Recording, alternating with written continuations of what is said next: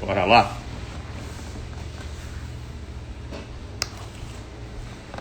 Vamos posicionar aqui. Bora. Vamos ver.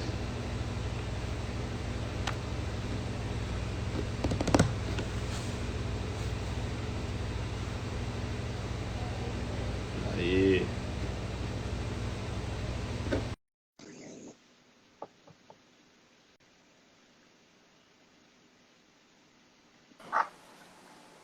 Fala, man. E aí, tio louco? Tô até Tudo com, bem? tô até com um negócio brilhando aqui, tô com a cara cheia de protetor solar, tava na rua. E aí, Poxa vida. Como é que desculpa, está? tô bem, cara, me perdoa pela demora aí, mas, Pô, enfim, capaz. é que eu dependia de um cara, eu tava colocando insufilme no carro, porque, Aham. um insufilme com protetor solar lá pra minha filha, e o cara tinha um horário hoje, e eu tinha que botar um pneu novo no carro, então eu já aproveitei e marquei os dois juntos, só que atrasou um pouco lá. Atrasou o primeiro, já embolou o segundo. Daí, Poxa. aí ferrou, cara. Me perdoa, tá? Não, eu sei também, tenho menina pequena aí, sei como é que é, e tu tem que, com esse calor aí, tu tem que proteger, É, porque as menininhas aí sofrem na cadeirinha, né? exatamente. Mas que bom que deu certo, né? Que da outra vez também a gente teve um problema de agenda aí, mas É. agora vai dar. E nós falamos de um tema aí tão, cara, tão bacana, né? E tão interessante que é a masculinidade bíblica, né?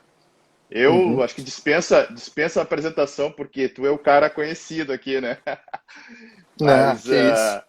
mas eu te acompanho ali antes daquela reportagem da Zero Hora lá sobre as igrejas contemporâneas ali, a Vintage foi até, acho que foi capa na época, né? E, Uhum. e de lá para cá também a questão do próprio Anderson Silva aí falando da maçonaria.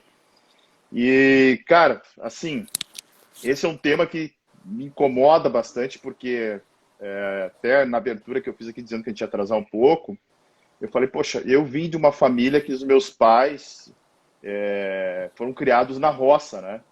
Foram criados em. Meu pai nasceu em Canoas, mas meus avós vieram de Araranguá, né? Ele nasceu aqui, depois voltaram para Araranguá, então eles foram criados na roça, né? E a gente sabe que, poxa, foram gerações sofridas que trabalharam, que construíram, que lutaram muito, né? E hoje a gente vê uma geração de homens fracos e covardes e homens que não assumem seu papel. Eu acho que esse tema aí, ele não é só relevante, mas como ele é urgente também para a igreja, nesse momento em que se tu tem homens fortes na igreja, tu acaba tendo uma família forte, acaba tendo igreja forte também, né? E daí eu gostaria de deixar tu falando aí um pouquinho sobre esse tema aí, de repente começando, eu fiz uma pequena pauta aqui, tem algumas perguntas que a galera me mandou, mas de repente já começar fazendo essa definição de masculinidade bíblica, né? O que a gente pode pontuar biblicamente sobre masculinidade e até para não confundir com o que o mundo hoje entende como machismo, né? Uhum. Então, man, como é que eu assim, resumindo, a masculinidade bíblica, ela é marcada por, no mínimo, se for dar o mínimo de marcas, são duas marcas que a Bíblia nos apresenta. Em Efésios 5:25, o apóstolo Paulo fala que os homens devem dar suas vidas pelas suas esposas, assim como Cristo deu pela igreja.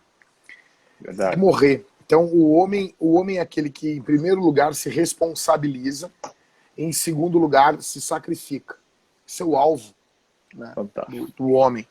Então, o homem ele assume a responsabilidade e ele é aquele que se sacrifica.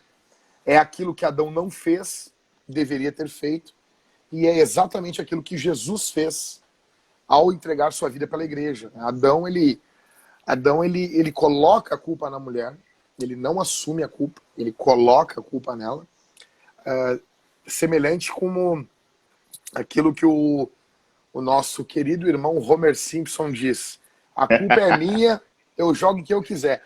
Então a culpa é de Adão, ele bota em que ele quiser. Aí ele bota em Eva. A ideia é que quando Deus chega no jardim e ele vê já aquela situação ali, óbvio que Deus estava vendo tudo aquilo, mas ele chega ali, a narrativa está nos mostrando que ele chega no jardim.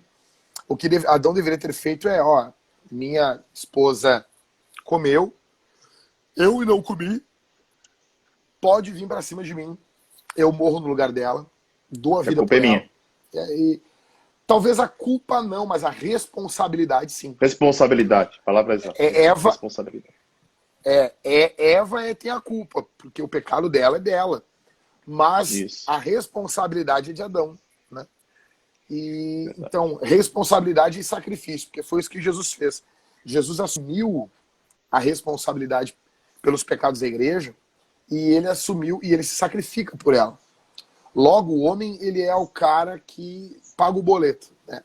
Se a gente puder resumir assim, ele é pagador de boleto. Ele é esse cara, que vai dar a vida, entendeu? Verdade. Diferente hoje da visão do mundo, né? A visão do mundo, o mundo tem uma visão extremista. Ou nós temos lá o Enzo, por favor, não discuta comigo, palavras machucam, né? Que é um cara desconstruído, né? Totalmente, eu sou um machista em desconstrução.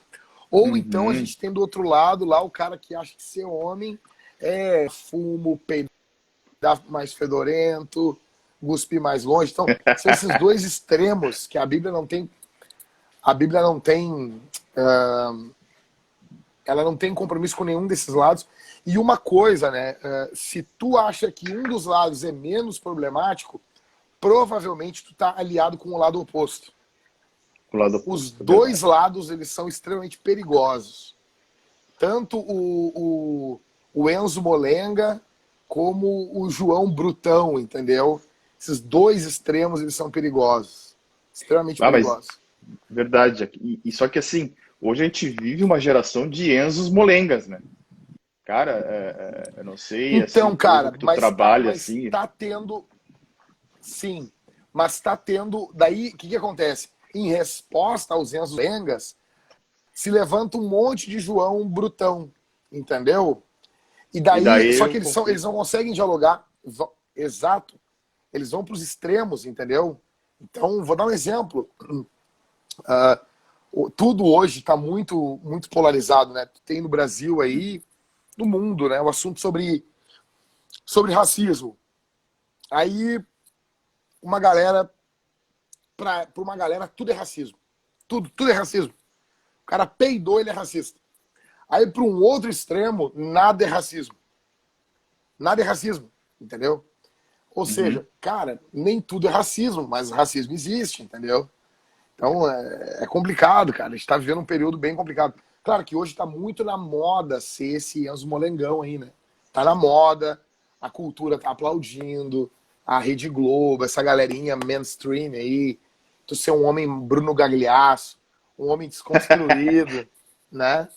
Então, é fogo. Mas o outro extremo também é um bando... Na verdade, cara, o cara que quer, às vezes, forçar demais, entendeu? É óbvio, cara, que existe na masculinidade, existe uma... Como que eu vou dizer? Existe, sim, um estereótipo.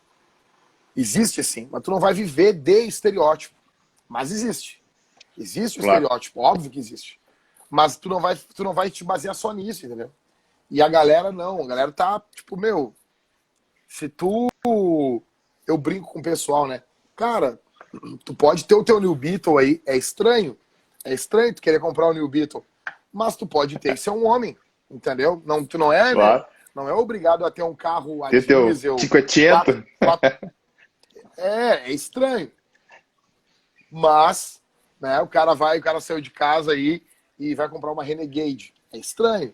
Mas, né, um irmão, eu troquei de carro agora e tava juntando as pilas, vendi meu carro e fazendo uma correria. Aí o irmão veio assim, pastor, eu vou te dar uma oferta de R$1.000 para ajudar no teu carro. Não é muito, mas eu vou te dar uma oferta. Só que tu vai me dar a tua palavra numa coisa. E eu, o quê, cara? Que tu não vai comprar um Renegade. Aí eu, tá bom. Então também não vai comprar uma F1000, né? é até legal uma F1000, né? Mas o problema aí é às vezes tá com quase 400 mil quilômetros, 500 mil quilômetros, não dá. Não dá, né? E aí? Dá. Mas assim, e como discipular esse tipo de camarada, Jack? Como trabalhar com esse tipo de Enzo, assim? Porque, assim, o que eu vejo, né? Que cada vez mais, embora assim, tenha se levantado uma geração de homens de verdade, que realmente estão batendo no peito, pagando seus boletos, chamando a responsabilidade, né, assumindo a responsabilidade do lar, da igreja, em contrapartida, há uma geração de Enzo gigantesca que explode a cada dia. E como discipular esses camaradas que, poxa, são fracos em casa, casaram com uma mulher pensando na mãe, espelhando a mãe, né, esperando que tenha uma mãe dentro de casa, ou ainda, pior ainda, né, os que não saíram de casa, né? Tem uma galera aí que está batendo na casa dos 40 e está em casa ainda, né? Cara, eu acredito que a igreja ela tem que ser um ambiente desconfortável para o homem fraco. Mas não desconfortável ao ponto desse homem ir embora. Mas desconfortável ao ponto desse homem se sentir assim, não, eles me amam e aqui a minha masculinidade, a minha vida, a minha caminhada com Cristo está sendo forjada. No caso, ele como homem e a mulher como mulher, né? Mas a gente está falando no caso do homem. Então a igreja se torna um ambiente confortável para esse cara. Tem que ser desconfortável. O discipulado ele precisa ser centrado nas escrituras, não no achismo do pastor. Jesus é o modelo, entendeu? Então Jesus, ele literalmente, ele precisa ser o modelo para o jovem solteiro. Porque como jovem solteiro, né, ele se responsabiliza. Provavelmente a tradição vai dizer aí que José, ele morre. Tanto que tu não vê a figura de José depois, na fase adulta de Jesus. Tu vê Maria e os irmãos de Jesus. Tu vê na cruz Cristo, ele colocando Maria aos cuidados de João. Né? Então, ele era um filho muito responsável com cuidado com a sua mãe. Então não tem problema o filho, por exemplo, o cara, tem problema morar com a minha mãe? Eu disse, tem. O não tem problema é tua mãe morar contigo. A tua mãe morar contigo não tem problema. Não tem problema. Não tem problema. Se a tua mãe morar contigo é uma coisa, tu morar com a tua mãe tem problema. Ou seja, tua mãe morar contigo, tu é o responsável. Tu paga as contas, a casa é tua, a casa não é dela. Ou seja, tu trouxe ela para morar contigo, ela tá doente, tu tem que cuidar dela. A Bíblia diz em 1 Timóteo capítulo 5, acho, aquele que não cuida dos seus é pior do que o incrédulo e negou a fé. Então tu tem que cuidar da tua mãe, do teu pai, enfim, é teu dever, é teu dever. Né? Agora, como filho, né? Tu não vai usar disso, mas tu não vai usar isso como uma fuga, né? Então eu acredito que tendo homens, assim, colocando homens fortes em posições de liderança dentro da igreja. E às vezes esses homens, cara, eles vão ser homens que às vezes vão dar até trabalho pro pastor. Então tem caras aqui, tem um cara na nossa igreja, um dos diáconos, ele já me peitou algumas vezes já, entendeu?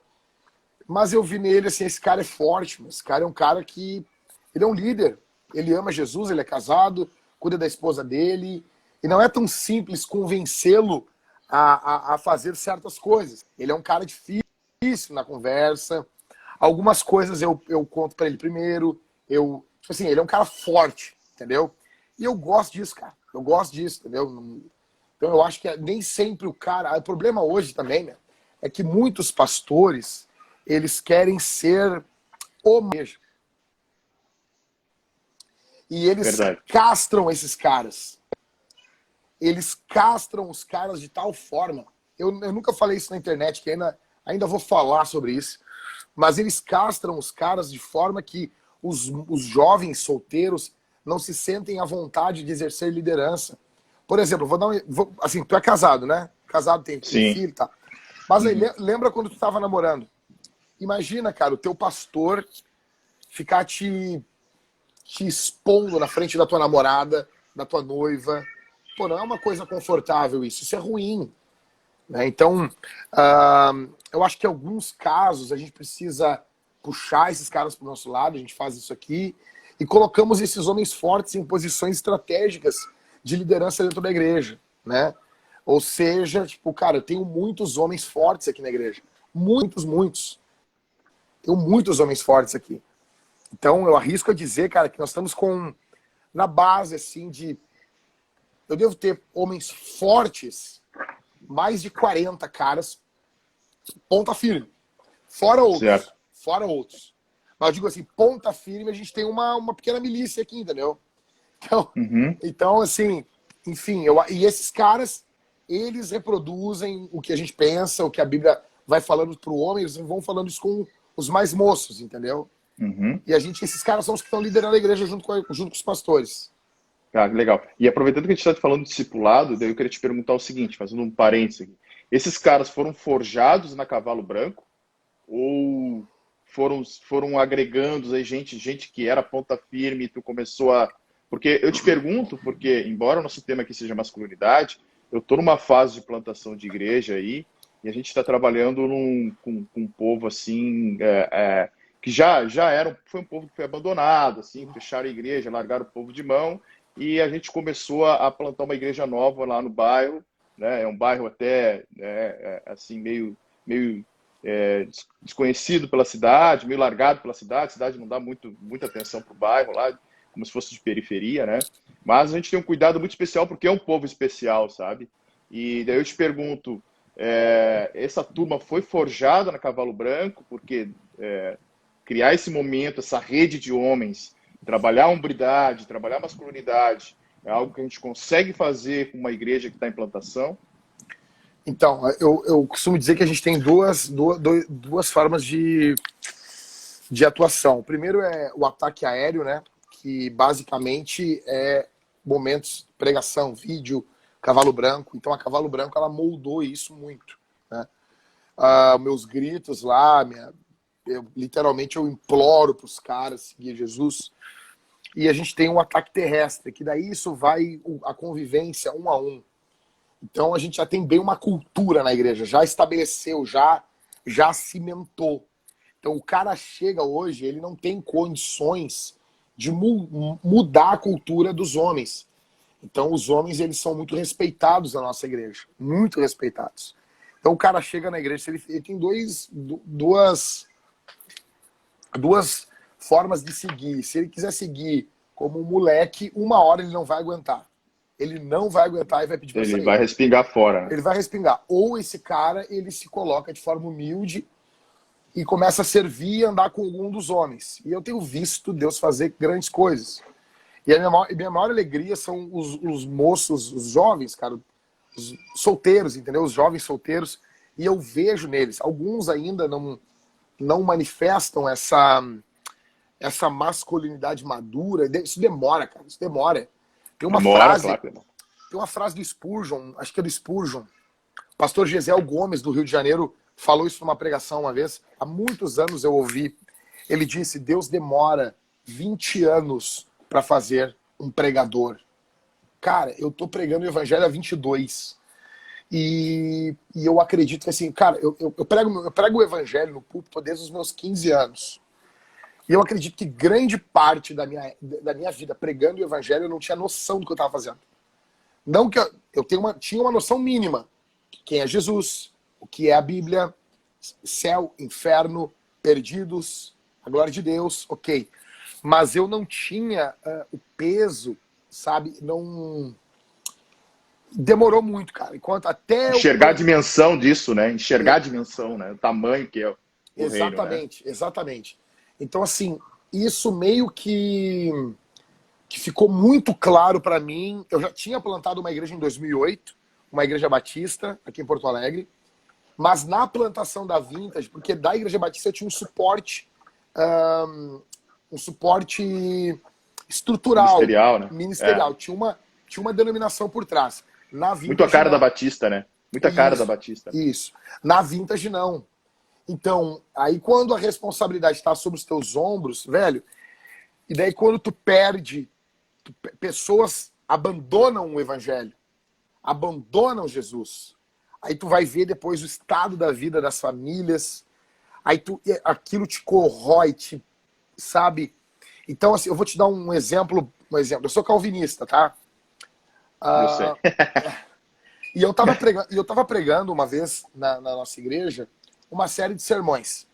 E tinham dois irmãos arminianos. Eles chegaram na nossa igreja e disseram: "Ó, nós somos arminianos, tem problema a gente congregar aqui?" Eu disse: "Não tem problema."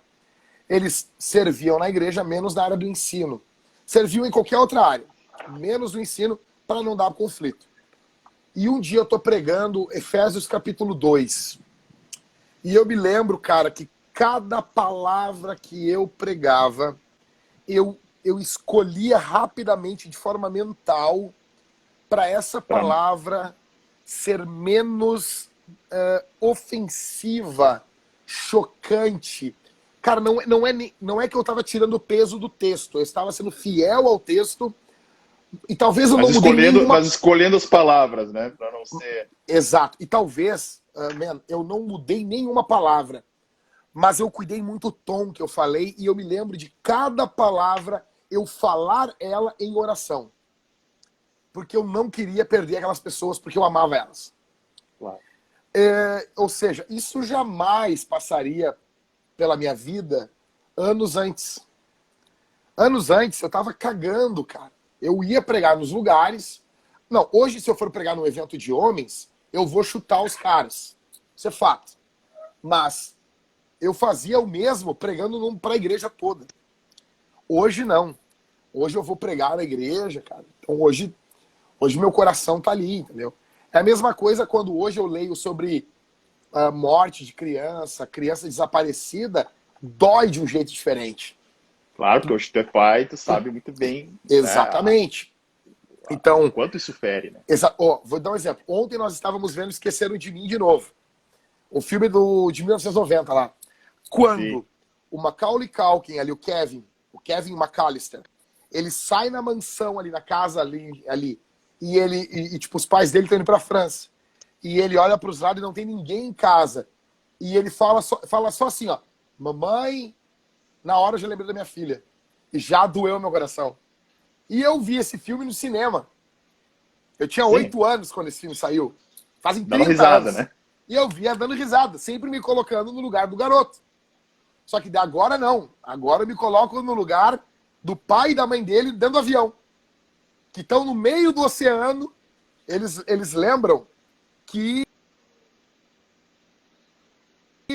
esqueceram o caçula em casa. Então hoje eu jamais...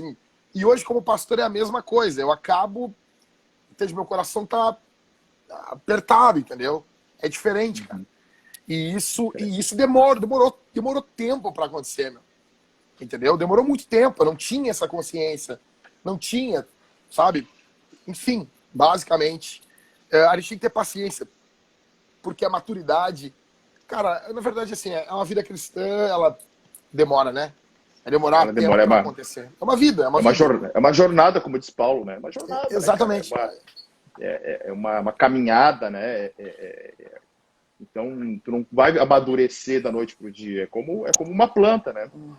Tô lendo um livro chamado Weak Church, sobre plantação de igrejas, numa igreja das Filipinas. Um americano que saiu dos Estados Unidos para plantar a igreja nas Filipinas, né?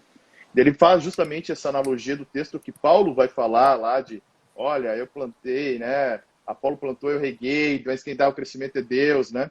E ele faz justamente essa analogia: poxa, cuidar de igreja, cuidar de pessoas é a mesma coisa que tu cuidar de uma plantação, cara. Não vai nascer da noite pro dia, tem que ter uma dedicação, tem que ter paciência, né? Tu tem que esperar o fruto amadurecer. Então, eu acho que trabalhar com homens que têm uma dificuldade de amadurecimento, né, de maturidade, pior do que as mulheres amadurecem mais rápido, mais cedo, né? Os homens, né, é comum tu ver cara de 30 anos aí sendo um bobalhão ainda, né? Sendo um cara assim que, poxa, né, não vale o que come, né? Não honra as calças, né, cara?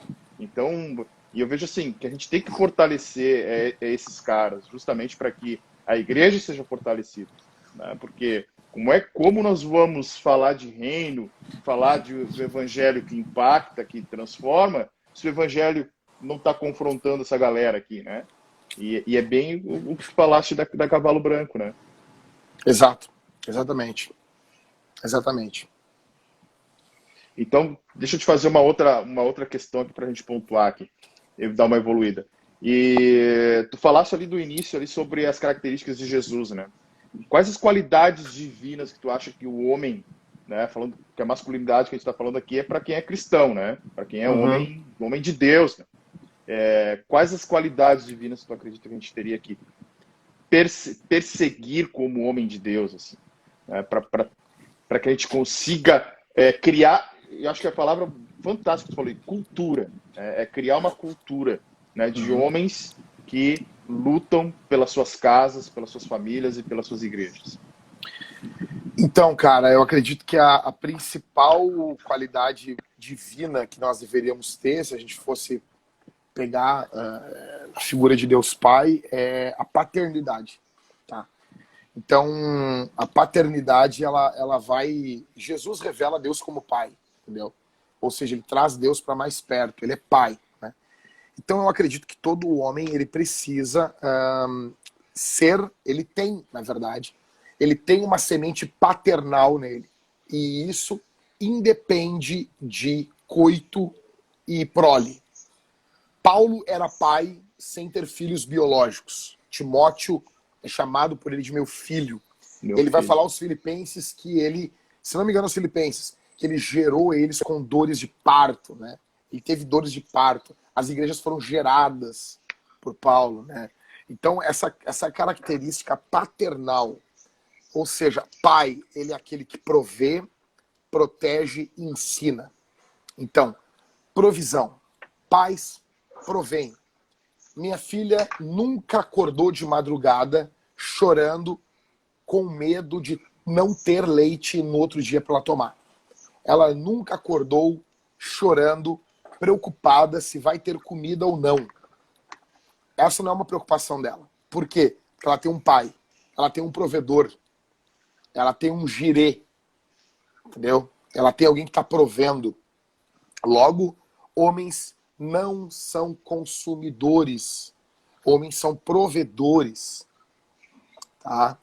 Então, assim, homens são aqueles que provêm. E isso independe. Vou dar um exemplo, cara, dentro da igreja.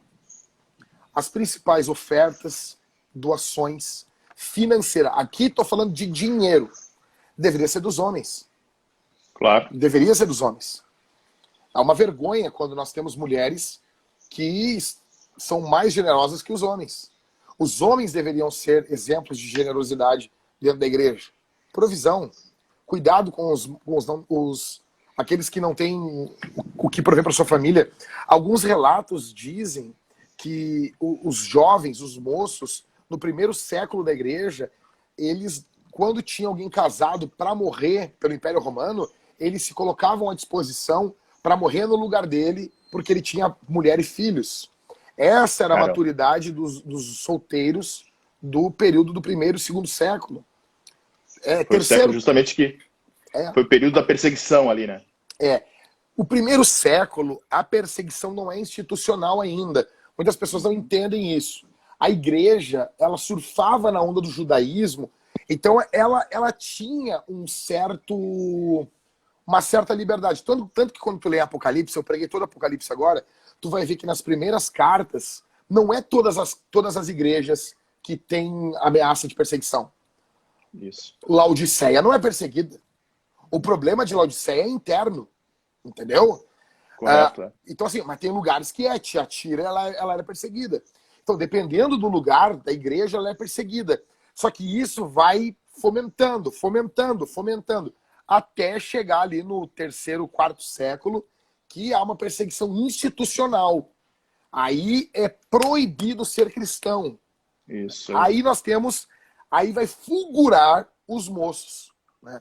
Então nós vamos ter jovens que vão literalmente doar suas vidas para que pais de famílias não morram e possam voltar para suas casas. E às vezes acontecia o seguinte, o cara ia doar a vida dele e o Império Romano pegava ele também e matava os dois. Matava os dois, né? Matava os dois. Então, às vezes eles liberavam o cara por um tempo. Enfim, cara, tipo, esse é um nível. Por quê? Cara, quem é o primeiro mártir da igreja? É um moço. É o moço. É um moço, cara. É um moço. Sim. Provavelmente um solteiro. Entendeu? É um moço, é um jovem. Né? E tu pega, nós lemos Antes de ontem, nós lemos aqui Atos capítulo 7, 8. Quando tu vê o sermão de Estevão, cara, é uma loucura, meu. É impactante, né? Ele passa por toda a história do povo de Israel. A cabeça cheia de Bíblia, né, velho? Então, aí a gente pega, olha, muitos, não todos, óbvio, não quero generalizar aqui, mas muitos moços hoje das igrejas, e não é que eles não... Cara, eles querem algo a mais. Só que a igreja tá dando para eles apenas entretenimento. E veja, eu não tenho problema com entretenimento. Entretenimento tem que ser o lugar na vida. O problema é quando a gente tá, cara, está embriagado de entretenimento. Ele não pode ser o fim em si só, né? Exato. Não pode ser o fim, né? Cara, se a gente se encontrar, Anderson, eu vou te contar piada, nós vamos rir. Eu sei 1 milhão de piada, cara. 1 milhão de piadas, assim, de história, de contar cada história, nós vamos rir, cara, entendeu? Enfim, só que a vida não é só isso. Entendeu? Claro. Então, o meu pai na fé, o pastor Daniel, ele é gaúcho, mas ele tá no Rio agora, ele costuma dizer que as amizades, elas não são forjadas nos churrascos. Amizades são forjadas na oração. Eu me lembro, eu tinha 16 anos, eu trabalhava nas Americanas. Isso fazem 22 anos. Eu trabalhava nas Americanas, meu primeiro emprego de carteira assinada. Eu trabalhava das 6h30 da manhã às 10h30 da manhã, era 4 horas. Depois eu estudava. Depois teve um período que eu passei a trabalhar em torno disso. Era nesse horário, eu fazia umas horas extras. Eu chegava no emprego às 6h30 da manhã. Cara, saía cedo. Às vezes, eu pegava um pouquinho mais tarde, no sábado. E, cara, nós virávamos a noite orando, os rapazes, eu e os rapazes da nossa igreja. Toda sexta para sábado, nós íamos para casa do André, que era um dos nossos líderes de jovens, solteiro. Nós íamos para casa dele, invernão, assim. Nós víamos pregação, comíamos algum X, algum negócio, e íamos pro quarto dele. Quatro moços. 4, 5 moços. E nós dobrávamos os joelhos e nós orávamos até clarear o dia. Eu não tô falando que, cara... Isso é o quê? Final dos anos 90, né? Final dos anos 90, 99, 2000. Eu peguei essa época também, que a gente orava muito, assim, a juventude, né? Não tinha, claro, tinha diversões. Eu sou oriundo da Assembleia de Deus, cara. Em 99, 2000, já era líder de jovem em Canoas, velho. Uma vez eu fiz um retiro de jovens, a gente jogou bola lá, cara. Na segunda-feira, o presbitério se reuniu para decidir o que ia fazer comigo, né? Se mantinha ou se me tirava, porque teve oração, teve culto, teve adoração, mas teve um futebol de areia. E os caras enlouquecidos, né? Mas então, para tu ver o nível que era, né? Não, então assim, tinha muitos excessos, tinha. Mas, cara, eu vou dizer, eu fui da Assembleia de Deus a partir de 98, e tu pega as vigílias que tinha. As vigílias não eram vigílias. Hoje tu vai numa vigília, eu não vou mais. Eu acho um saco isso. Tu vai numa vigília de alguma Assembleia de Deus de cidade grande, eles não oram na vigília. Eles cantam. Um cara prega. Depois eles cantam. Aí tem um segundo pregador, às vezes 3 pregadores por noite. Cara, a vigília que a gente ia começava às 11 e terminava às 6 da manhã.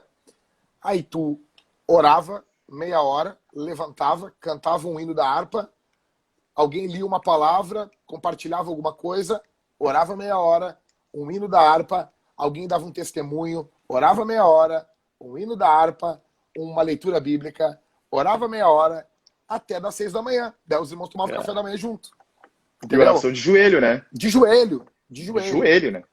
E, cara, aí tu vai dizer assim, tu acha, eu não tô falando que todo mundo tem que fazer isso aí, mas tu acha que os moços solteiros não poderiam fazer isso? E eu não tô falando pra fazer isso toda hora. Mas tu acha que eles não conseguiam fazer isso, cara, uma vez por mês, mano? Claro, verdade. Uma vez por mês. Cara, nem vamos muito longe. Uma vez por mês, vamos dobrar o joelho e vamos orar 1 hora. Uma vez por mês. Uma vez por mês. Vamos se reunir e vamos orar, cara. Vamos dobrar o joelho e vamos orar. Entendeu? Que o entretenimento virou o fim em si mesmo, né? Exato. E daí quando uma igreja vê que não consegue mais segurar as pessoas porque elas só oferecem entretenimento, vira a cultura do entretenimento, né? A partir do momento que, pô, é só entretenimento, e daí tu vai chamar a galera para uma oração, sabe?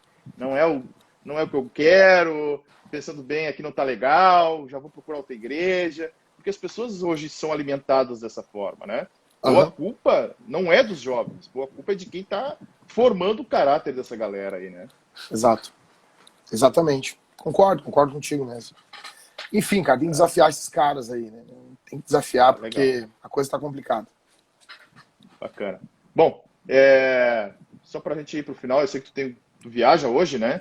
Tá de aniversário amanhã, né, Jack? Tô de aniversário. Se tiver vivo amanhã, Legal. eu tô fazendo 38 anos. Querendo Deus. Olha só. Não, Eu beleza. não vou viajar, eu vou para Novo Hamburgo, que tem um aniversário. Na verdade, um filho de um diácono aqui faz 1 aninho amanhã, no mesmo dia que eu. Pô, que Só legal. que como amanhã tá marcando tempestade, eles adiantaram o aniversário do piá deles. E eu vou lá daqui a pouquinho. Pô, legal, bacana. Tá. Deixa eu te fazer 3 perguntas que me enviaram aqui, tá? Eu selecionei 3. Tá? A primeira é o seguinte, e até é muito legal, é de um cara que é meu amigo, que é historiador aí, é lá de Jaguarão, era de Porto Alegre, é doutor em história aí. Ele perguntou o seguinte: como diferenciar o contexto do homem bíblico do homem contemporâneo? Né? Ou seja, aquilo que nós estamos falando ali antes, né? Tem as polaridades, mas eu tenho que ser um homem bíblico, mas ao mesmo tempo, poxa, eu sou um homem contemporâneo. Paulo não tinha acesso né? Os livros de Paulo ele não conseguia carregar num Kindle, né? Ele não tinha essa facilidade que nós temos hoje, né? Mas como ser um homem bíblico sem perder a essência nos dias de hoje, né? Então, assim, quando fala em homem bíblico, a gente tá. Porque assim, vamos lá. Se pegar exemplos de masculinidade em personagens da Bíblia, nós vamos encontrar muita distorção. Então, Certo. o homem bíblico não é o homem, não é Davi, o homem bíblico não é Sansão, o homem bíblico. A gente pode ter, nós temos boas coisas a aprender com Davi, temos boas coisas a aprender com Sansão, mas eles não são modelos, ao passo que todos eles necessitam de um Salvador, né? O homem bíblico é Jesus. O homem bíblico chama-se Jesus Cristo.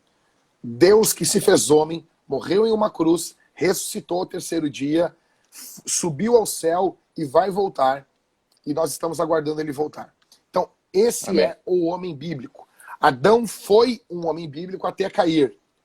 Então, assim, biblicamente falando, teologicamente, de forma correta, tivemos apenas 2 homens. A humanidade, não, que pisou sobre esse mundo, nós tivemos apenas 2 seres humanos. Adão e Eva, no caso, o casal antes da queda, e Jesus. O resto, correto. tudo é afetado pela queda. Então, agora, a Bíblia vai nos mostrar o caminho indo. Então, assim, basicamente, o que eu diria? Um período de hoje, a diferença principal não é a forma. Você pode ser culturalmente liberal. E quando eu digo culturalmente liberal, eu não estou falando que você vai se engajar numa pauta socialista, comunista, não é disso. Você tem contato com a cultura, você não é um alienado, você consome, você lê as revistas, você vê os filmes, óbvio, e tudo isso filtrado pelas lentes do evangelho. Só que... Não tem aquele negócio, né, de dualismo, né? Santo e secular, né? Agora você tem a vida secular. Exato, exatamente. Então, assim, eu diria que tu consome, tu vive, tu aproveita, tu te deleita nessas coisas, né? Só que a essência da palavra, ela não está sujeita a um período. Ela não está sujeita a uma época, ela não está sujeita ao período bíblico. E a gente tem muita tendência a achar que bom é só o que era antigo. E eu entendo as pessoas nesse pensamento, que várias vezes eu penso isso também. Mas, quando eu leio a Bíblia, eu vejo um cara transando com as filhas dele, Ló. Eu vejo Davi traindo sua família. Eu vejo injustiça sendo feita. Ou seja, nós estamos em crise, com a masculinidade em crise desde o Éden. A crise se instalou ali em Adão. Na verdade, se a gente for olhar para a Escritura e para a história, agora está melhorando. Porque desde o Éden estava caindo, agora vem Jesus. Uhum. Agora Isso está aí. melhorando. Ou seja, eu tenho uma positividade olhando para o futuro gigantesca. Nenhum pós-milenista é mais positivo do que eu. Entendeu? Eu acredito piamente que nós vamos ver um grande avivamento. Um grande Amém. e a gente está no iniciozinho dele. Eu acredito nisso, cara. Verdade. Eu acredito. Também acredito. E por quê? Porque por causa de Jesus. Então, assim, quando eu falo, vou dar um exemplo aqui. As pessoas, às vezes, elas estão muito focadas no homem, né? Então, elas criticam a pregação antropocêntrica, antropocentrismo, focado no homem. E daí, quando eles vão pregar, tu só vê depravação total, depravação total, depravação total, depravação. Nós acreditamos na depravação total. Só que, desse jeito, tu tá focado apenas no homem. Fala sobre Cristo também. Ok, depravação total, tá. Mas isso não é o fim da história. Depravação total é o primeiro ponto. O final da história não é esse. Então, então, assim, beleza, dá a boa notícia agora, entendeu? Criação, é boa notícia? criação, queda, criação, queda então, e redenção, né? E consumação. Exato. E vou dar um exemplo. Quando eu vou pregar, cara, eu nunca fico nervoso. Nunca fico nervoso. Tem pregador que eu respeito quem faz. O pastor Nicodemos, o reverendo Nicodemos, diz que soa a mão, fica nervoso. Tem pregador que treme. Eu tô lendo um livro ali, o do Douglas Wilson, acho.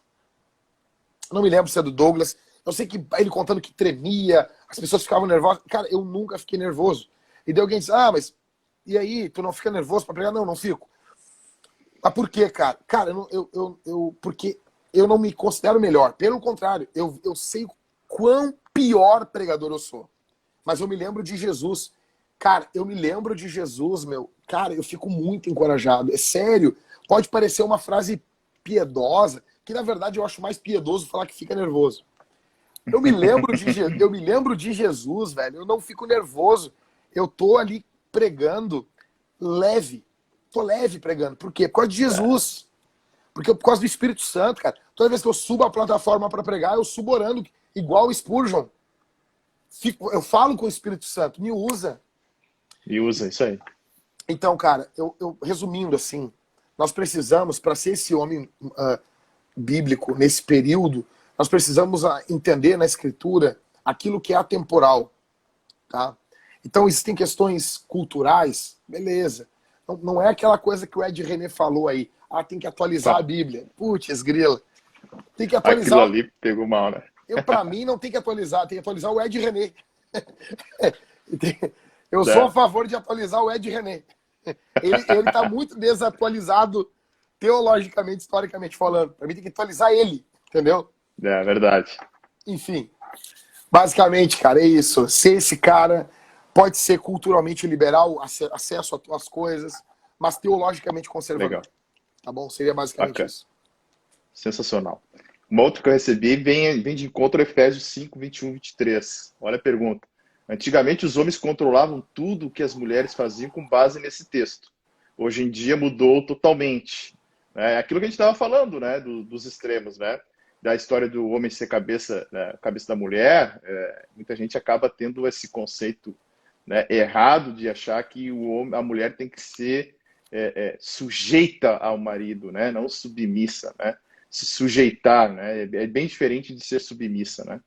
Pode falar um pouquinho sobre esse texto aí para nós. Então, Anderson, eu não sei se tem tanta diferença entre sujeição e submissão. Não sei. Eu não sei. Assim, cara, para mim, o texto de Efésios, ele é uma pedra no sapato de homens e mulheres. Por quê? Porque o que o texto de Efésios ele exige de uma mulher que se submeta em tudo. Isso é loucura, né? E o mais louco ainda eu não sei se é nesse texto aqui, deixa eu ver. Não. É em Pedro, capítulo 3. No capítulo 2, Pedro falou sobre escravos. Aí no capítulo 3, Pedro diz assim: igualmente vós, mulheres, se submetam aos vossos maridos. Igualmente ao quê? Isso aí. Aí tem que voltar ao capítulo 2. Tá falando de escravo. E aí, cara? E aí, dorme com um negócio desse. É Bíblia, velho. É Bíblia. Só que, lá no verso 7, Pedro está dizendo, o homem tem que tratar a mulher com honra, como vaso mais frágil, Com vaso mais frágil. vivendo a vida do lar com ela, para que suas orações não sejam impedidas. Essa palavra não é direcionada à mulher em momento algum. Se a mulher for um demônio, se ela for um demônio, ela ora e Deus ouve. O homem não. O homem, no momento que ele deixa de honrar a mulher, honrar, o que honra? Honra é peso, importância. No momento que ele deixa de dar a importância, o peso a ela, o que a gente tem? A gente tem orações impedidas. Verdade.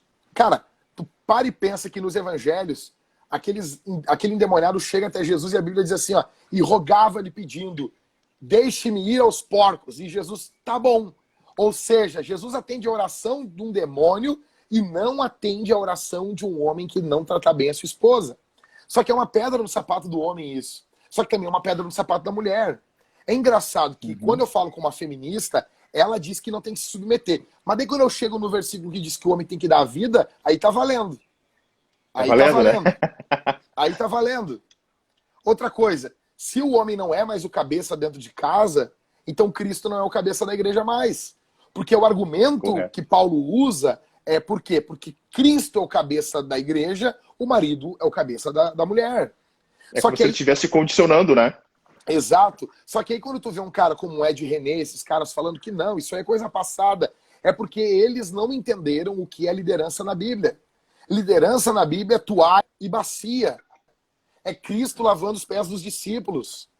Isso aí. Liderança na Bíblia é serviço.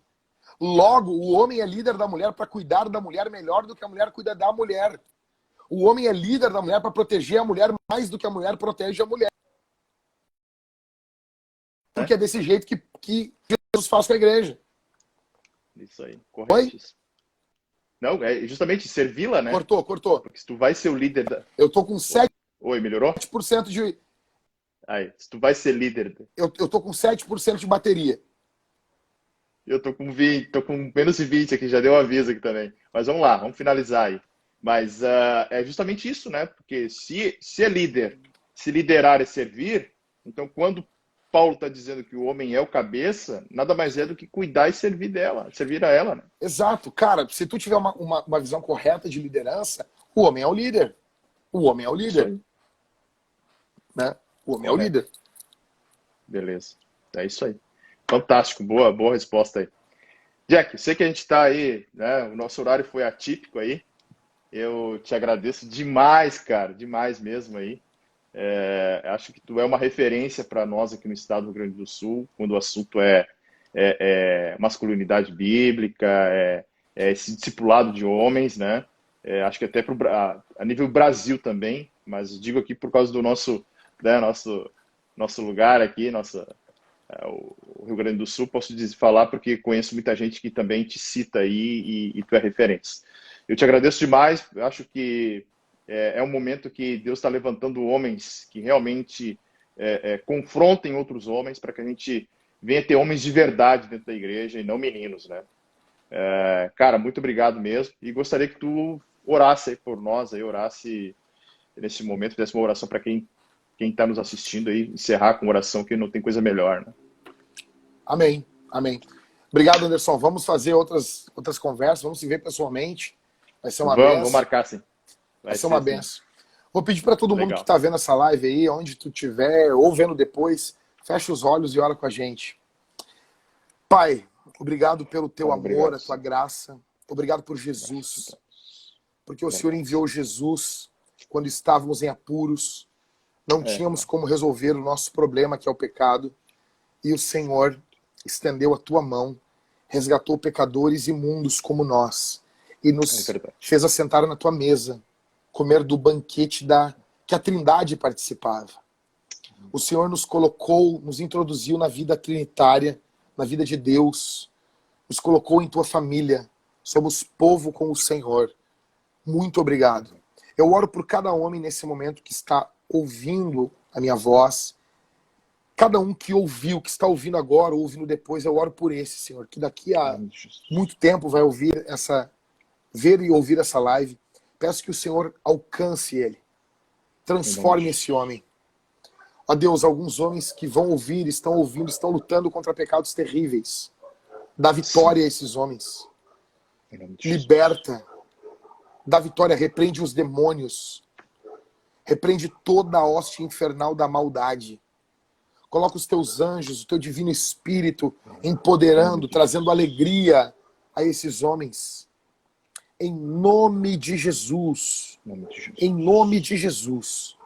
Obrigado pela vida do teu filho, Senhor, que abriu essa oportunidade de eu poder estar falando alguma coisa acerca da tua palavra. Fica conosco no decorrer desse dia, que possamos viver esse dia para louvor do teu nome. Em nome de Jesus eu oro e te agradeço. Amém e amém. Amém. Amém. Bom, Jack, valeu. Grande abraço aí e até a próxima. Abração, mano. Fica com Jesus. Valeu, homem. Tchau, Falou, tchau. Abraço. Tchau, tchau.